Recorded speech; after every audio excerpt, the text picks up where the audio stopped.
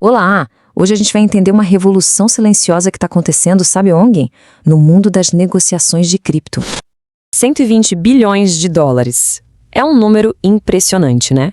Pois bem, esse foi o volume que as corretoras descentralizadas, as DEX, movimentaram em um único dia.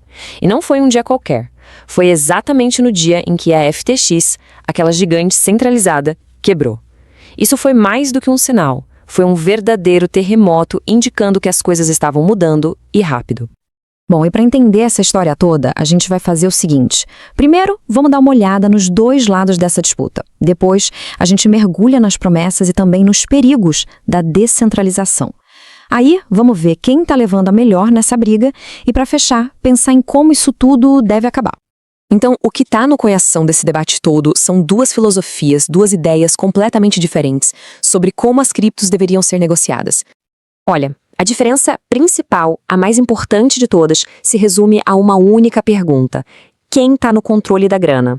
Numa corretora centralizada, uma SEX, a gente basicamente confia na empresa.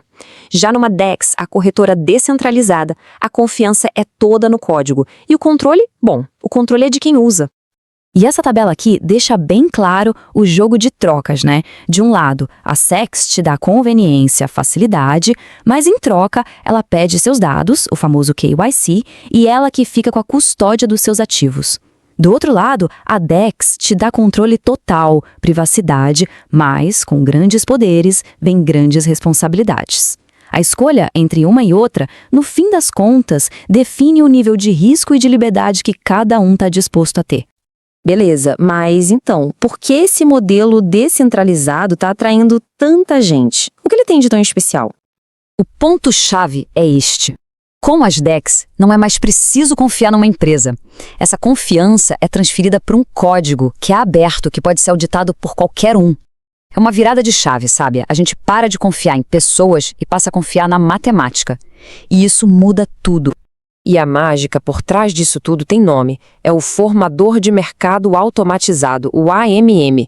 É essa tecnologia que permite que exista negociação direto na blockchain, sem precisar daquele livro de ordens tradicional, sabe? O AMM cria liquidez de um jeito que parece até mágica, para um monte de ativos diferentes. E aqui dá para ver direitinho como funciona. O preço se ajusta sozinho, automaticamente, só com base na quantidade de ativos que tem ali no pool. É basicamente um mercado que se regula a cada negociação de um jeito totalmente autônomo e transparente para todo mundo ver. Mas claro, nem tudo são flores.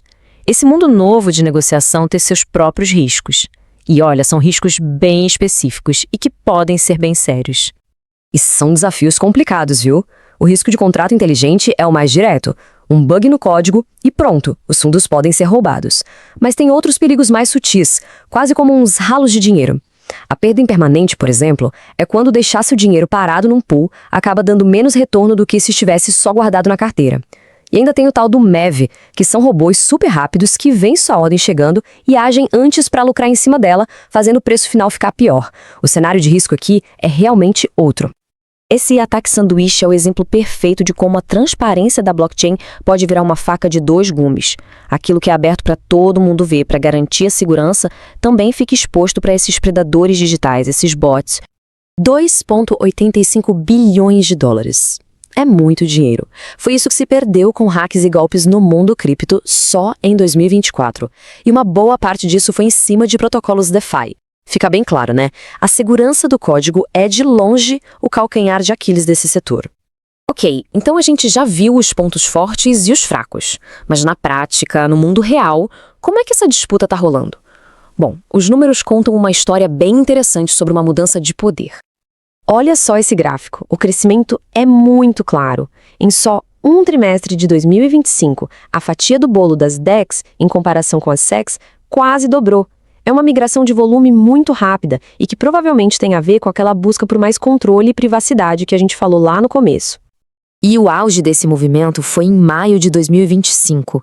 Nesse mês, as DEX abocanharam 25%, um quarto de todo o mercado de negociação à vista. Isso é um recado em tanto. Elas deixaram de ser coisa de nicho para virar um jogador importante no tabuleiro. E não é um experimento pequeno de jeito nenhum. Só para ter uma ideia, uma única DEX, a Uniswap, sozinha, já processou mais de 2 trilhões de dólares em volume acumulado. É um número que não deixa dúvidas sobre a força e a demanda que existe por esse modelo.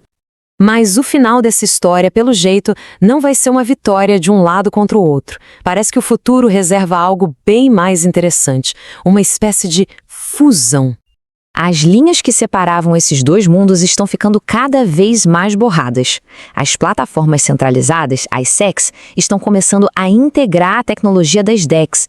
É uma jogada esperta para manter os clientes dentro de casa, em vez de ver todo mundo migrando para o mundo DeFi. E os exemplos estão por toda parte. A gente vê corretoras grandes lançando suas próprias DECs, criando carteiras Web3, que são uma porta de entrada para o DeFi, ou até mesmo roteando as ordens dos clientes para serem executadas numa DEX se o preço for melhor. Elas não estão mais só competindo, elas estão usando a tecnologia das DEX a seu favor. É aquele velho ditado, né? Se não pode com eles, junte-se a eles. E isso tudo leva a gente a uma pergunta final que fica para reflexão. Conforme a experiência fica mais simples, mais fluida, e no fim do dia o que importa é conseguir o melhor preço, será que a filosofia por trás da tecnologia ainda vai pesar na decisão do usuário médio?